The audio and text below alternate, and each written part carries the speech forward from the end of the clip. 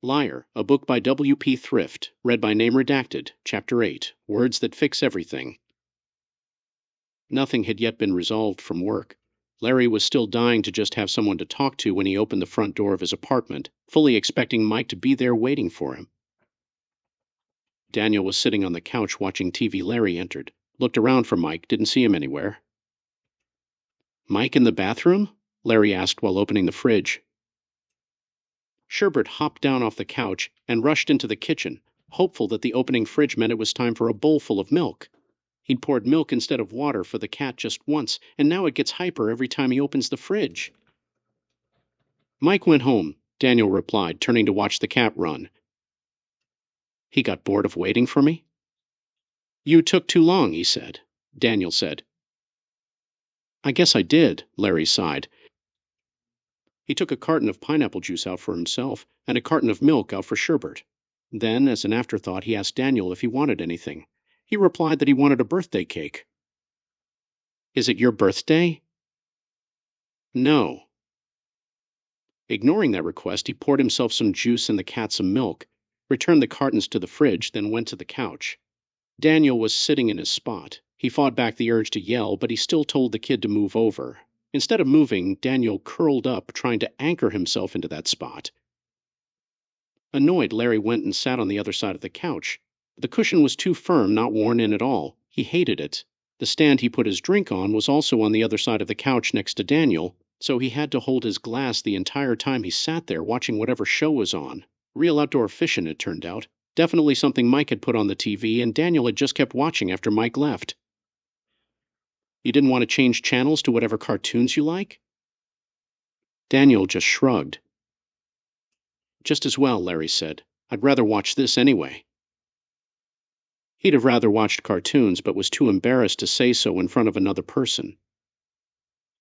Larry glanced over at the computer. He asked Daniel if he wanted to play any games, which would have also freed up his spot on the couch, but he didn't mention ulterior motives.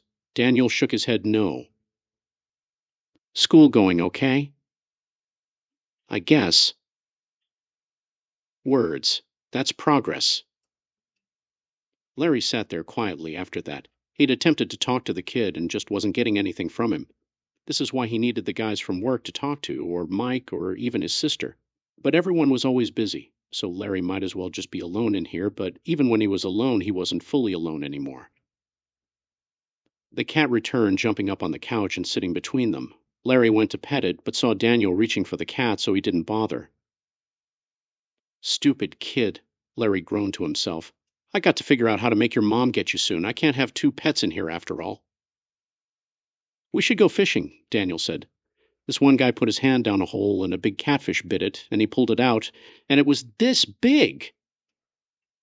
Larry was surprised to hear the kid say anything, let alone with such enthusiasm.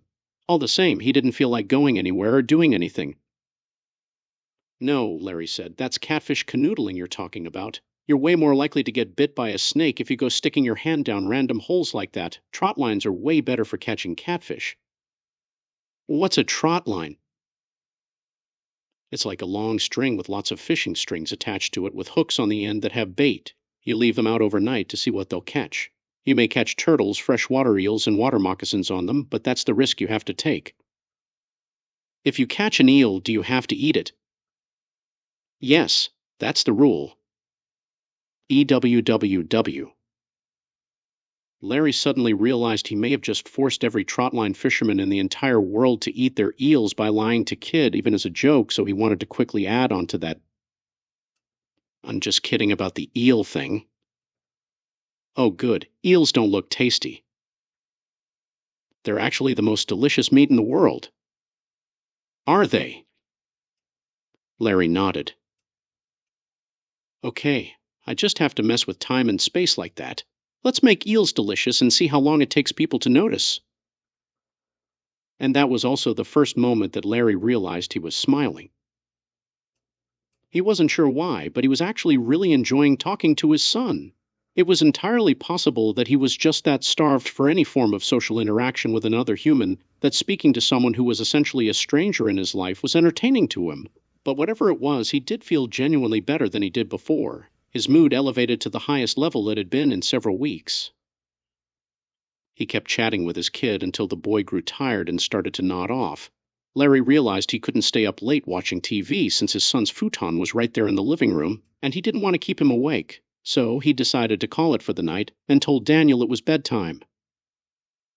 Daniel protested, saying he wasn't tired, so Larry lied and said he was tired now and needed to head to bed. Daniel accepted this, and a wave of exhaustion washed over Larry. Cutting off the TV, Larry headed to his bedroom. He realized his kid didn't own a toothbrush currently, and knew he'd need to add that to his list. Larry skipped brushing his own teeth. Daniel's faith that his dad was tired was strong enough that he feared he'd passed out before he even made it to his bed. That was nearly the case, and he only had time to slip his shoes off and fall over on top of the covers, still otherwise fully dressed from the day, before falling rapidly into slumber. When Larry awoke the next morning, his first thought was that something was wrong. In his grogginess, it took him a moment to realize what was different. His alarm hadn't gone off. He glanced at the clock on his nightstand, and the numbers shined back at him, 5:54 a.m. He hadn't slept through his alarm or forgotten to set it. Rather, he'd simply slept soundly and awoke before his alarm. That made sense, given he got to bed around 9 p.m. yesterday for the first time in as long as he could remember. Awake now, just laying on top of his sheets in his wrinkled work clothes, he stared up at the ceiling, which he could barely see in the dark room. He could hear the roaring of Sherbert snoring as the cat lay curled up in the bed next to him. He wanted to reach over and pet it, but was afraid he'd poke it such a way that would disturb it. He couldn't see the cat clearly enough to know right where it was. So he left Sherbert alone. This was a moment frozen in time for him. The first time that he could recall where he not only had nowhere to be, but frankly couldn't go anywhere.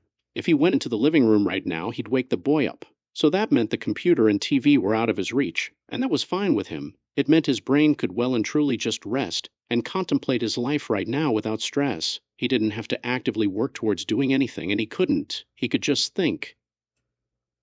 And the main thought on his mind: I want to keep Daniel. It was surreal to him how strongly he felt that sudden impulse, but he did. A kid would be expensive, though, but just how much money was he getting in alimony anyway? Enough to fully cover the kid? Enough to, say, help him pay back the insurance company? If I was still with Cynthia at a mansion to live in, she could cover that debt no problem. Actually, she did seem interested in him still. The one time he saw her, she had clearly been waiting for him.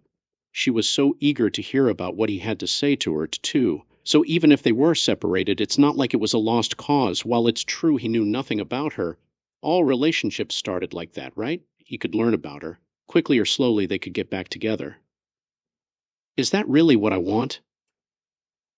He didn't want to just move in with his rich girlfriend and mooch, but honestly, he hated his job right now. Frankly, he'd hated it his entire career. But now that the work environment felt so hostile to him, he could no longer deny to himself how he felt about it. The last thread of joy his job gave him was gone.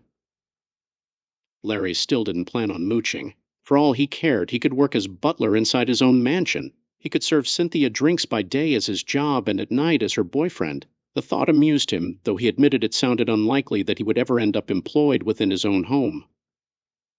True, he was getting ahead of himself here. Whatever happened between him and Cynthia to break them up could have been irreconcilable. She may have only been looking for him, hoping to reconnect on a personal level, not on a relationship level. All the same, this did give him a new angle to think about everything with. The only one who'd really know for sure if I could get back together with Cynthia would be Teresa, since this is her fantasy. Wait, that's it! After another grueling day at work, Larry was walking back through the park where he intended to sit and rest on the bench today and wait for Teresa to show up again. He called Mike again about picking up Daniel, and this time he promised Mike that he would sign Daniel up for after-school baseball or something so that his friend wouldn't have to keep playing babysitter. Mike was kind of annoyed at being asked to do this twice in a row, but agreed all the same. He would never leave little Danny stranded after school. Larry waited on the bench, wondering if Teresa would show today the same time she always came by, walking her child. He internalized the fear that even if she did show, it would be dramatically late, leaving him wondering far too long if she was going to show up at all. "Hey, mister!"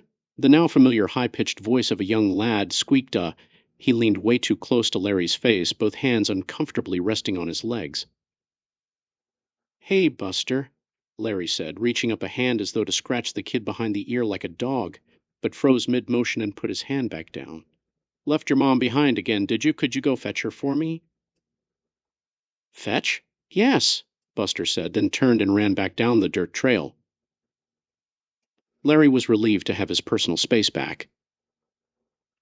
A short time later, Buster returned with his mom in tow. He said to fetch you, Mom. Mister, I fetched her, Buster said, sounding far too hyper. Good boy, Larry murmured. Then to Teresa he put on a smile as he stood up from the bench and greeted her. Good evening, Teresa. We meet again. She didn't look happy to see him, crossing her arms defensively, but she didn't try to run off this time all the same, so that was progress. You sure like to sit here this time of day, she said. I do. Listen, do you remember the other day when I mentioned having a kid? What? I said I had a kid, and that he lived with his mother. Do you remember that? I'm sorry, I really don't, Teresa confessed. Larry would have been annoyed if he hadn't had plenty of time to roll through just such a scenario in his head all day. He looked down at Buster and spoke to the lad.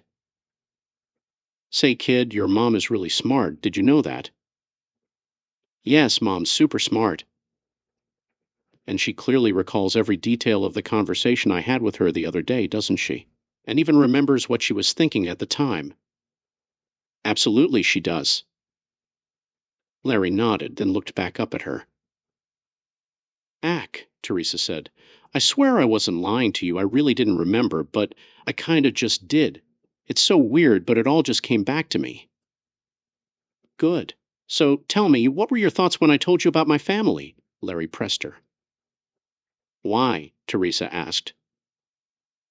Because you're a smart, perceptive person, and I really need your help, Larry said with a tinge of desperation in his voice. Why do you think I'm so smart? You keep saying that, Teresa asked, but then she dismissed it. Whatever, never mind. I know why you keep throwing compliments at me. You were trying to hit on me the other day, weren't you? That's why you lied about the boy not living with you. Larry was starting to get the picture. So, you thought I was lying. I don't have time for this. I need to get going, Teresa said. Wait, Larry said quickly. I mean, you knew I was lying. Yes, you completely 100% called me on it. I was definitely trying to flirt with you. And you slipped and said you had a son by mistake. That's why you so frantically tried to cover up the boy being your responsibility, Teresa further accused. That's why the boy lives with me instead of his mother. Teresa thought I lied about who the kid lived with instead of him existing at all. Right, you totally called it. Now listen, and this is the most important part, Larry said. Why did Cynthia leave me? Cynthia? Teresa gasped. No way. When you mentioned the boy's mother, Cynthia was the first name that popped into my head. Are you certain we've never met? Perhaps at a formal party a long time ago? I may have met you and your wife before you were divorced. So she was my wife? Larry asked. Okay, I never did know that for certain. I mean, yeah, right, that's probably how you know us. So given that you knew us, tell me, what do you think drove us apart? Why are you asking me? Because you're so smart and perceptive. You've been totally right about me this entire time. Why do you even want to know what I think? Because I want to get back together with her. Teresa smirked and nodded. I thought so. I always thought the two of you were meant for each other, and some silly misunderstanding drove you apart, but both of you deeply regretted parting ways in life and would get back together given the first opportunity. Teresa was telling him everything he wanted to hear, everything he'd hoped to hear. I could seriously do this, Larry thought. I'd been wanting to meet someone new for a while anyway, and who better than a beautiful rich girl who's already in love with me from the start? I could quit my job, pay off all my debts, then destroy this god-awful power of mine like I'd planned, so it'll never screw me over again. Teresa, please just tell me what I have to do to fix everything. What was the misunderstanding? Whatever you think it is, that's what it was. Whatever advice you have to give me will absolutely work and mend my relationship with Cynthia, Larry was begging her. And Teresa completely, entirely believed him. Teresa acted a bit flustered. It's a silly idea I had from a romance novel I read once. But my first thought was that it was likely something like, Cynthia has a twin sister, maybe one named something like Evelyn. You and Evelyn were close friends, but never in love or anything. But one day while out with Cynthia, during a particularly romantic moment, you called her by her sister's name. It was entirely an accident, yet Cynthia thought she couldn't trust you again after that, so you grew apart, and then broke up. And only after breaking up did she realize how gravely she was mistaken, and how much she wished you would just come back. But she treated you so badly prior to your breakup that she feared you'd never forgive her. She drove you to break up with her so that she wouldn't have to break up with you, because if she'd broken up with you, it would prove that she felt like she couldn't trust you. But you'd never lie, not to her. You'd always been entirely honest with her.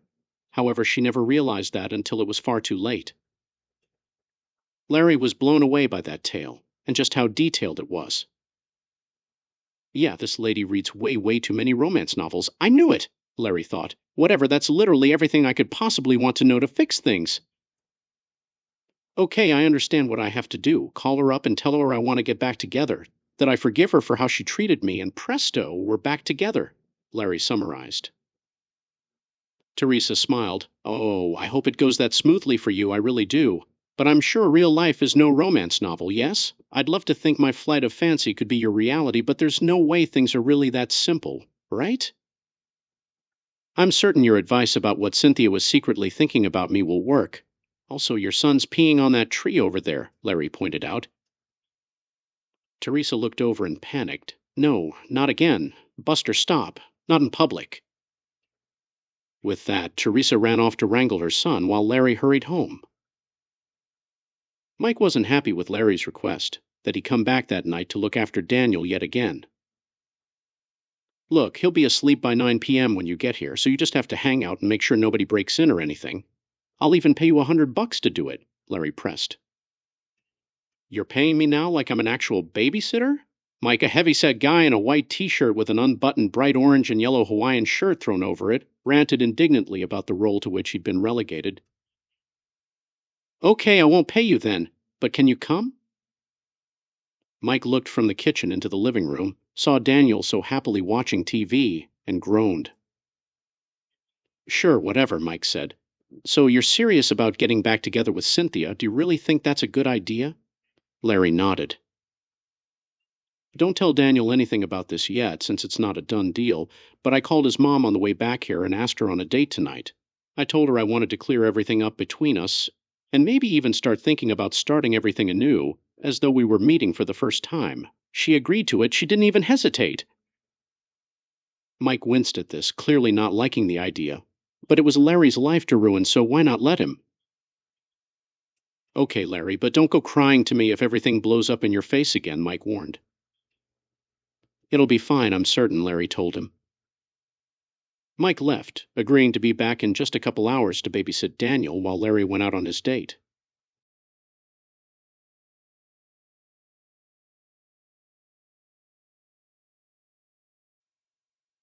It was going to be quite the late-night date, but given how late Larry was returning home from work that day, it was simply the earliest hour he could possibly meet her, and that's only if he scrambled to get ready. On top of needing to do things like shower, he also wanted to get out his best dress shirt and khakis and steam press them on the ironing board. He had a good sports coat he could wear, too. And which tie? Decisions. He ironed his clothes in the living room so he could watch TV with Daniel. They chatted about Daniel's day at school, as the boy was slightly more open to talking about it today than he was yesterday. Larry felt like they'd really started to bond. While their bonding was coming perhaps a bit too fast, Larry did have to keep in mind he was cheating a little here, as his phenomenal cosmic powers had dictated that Daniel was created into this world already at least somewhat liking him. Sherbert hugged around Larry's leg just before he was about to put his khakis on, so he asked Daniel to call the cat over. He didn't want cat hairs on his clothes tonight. He needed everything to be absolutely perfect when he went to see Cynthia. Daniel called the cat over, and the two ended up curled up on the couch together before long. Larry could hear Daniel snoring almost no time later. Poor lad was all tuckered out. Larry smiled. Finishing getting dressed after putting away the ironing board, Larry looked himself over in the mirror. The clock read 8:55 p.m. Mike was going to be here any minute. Larry figured it was probably safe to go ahead and leave now. Daniel wouldn't be alone in here for very long before Mike arrived, and he'd still have Sherbert with him until then. Larry passed through the living room one last time just to confirm Daniel was asleep. It was time to head out. He thought about doing something like kissing Daniel on the forehead, or things he'd seen fathers do on TV, but he decided against it. Daniel was still too much of a stranger to him for him to feel comfortable doing anything like that, so instead he just turned the TV off so hopefully the boy would be able to sleep peacefully until Mike arrived. Switching off the TV, however, had the opposite effect, and Daniel began to stir from his sleep. "HM? Dad, is that you?" Daniel grumbled, his words so distant. He was half asleep as he spoke. Not wanting to waste any time chatting with his boy about where he was going that night, Larry opted to quickly, but softly and quietly, tell his son, "Nah, nobody's here, Daniel. You're just dreaming is all." Daniel jolted awake on the couch, scaring the cat and causing Sherbert to leap off his lap and run out of the room. The boy could have sworn he'd just heard somebody in this room screaming bloody murder, but somehow the scream had been cut extremely short, abruptly ending as Daniel awoke. However, no. There was nobody here. He was completely alone. He had only been dreaming someone was here, exactly like he'd thought he was.